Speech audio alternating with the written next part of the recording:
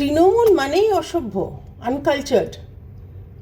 আপনাদের কে অধিকার দিয়েছে যে আপনারা যাত্রার গায়ে হাত দিতে পারেন?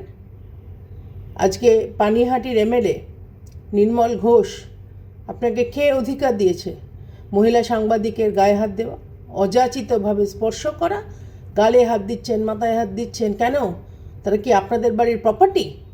আপনি না হয় আপনাদের বাড়ির মহিলাকে, বাড়ির পুত্রবধূকে কত টাকা দিয়ে এসএসসি লিস্টে নাম ঢুকিয়েছেন ভগবান জানে।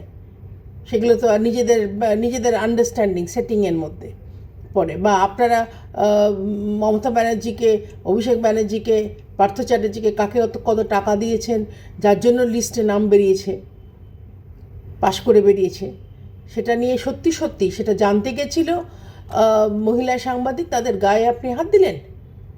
কি করে এত সাহস হয় আপনাদের? আপনারা কি ভুলে যাচ্ছেন? আপনি স্পেশালি নির্মল ঘোষ, পানিহাটির এমএলএ, আপনাকে তো দেখেই মানুষ চিনতে পেরেছে।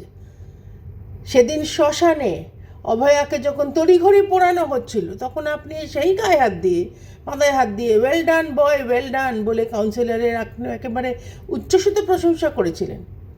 কেন? অন্যদের বাড়ির মেয়েরা কি মেয়ে নয়? অন্যদের বাড়ির মেয়েদের কোনো সম্মান নেই? আপনি যা খুশি তাই করতে পারবেন, আপনাদের কি বলবার কেউ নেই মনে করছেন? আমরা কঠোরভাবে এটা নিন্দা করছি।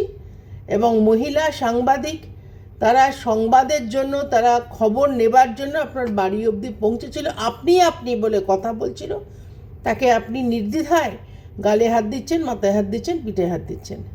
এই জিনিস চলবে না, আর বেশি দিন চলবে না।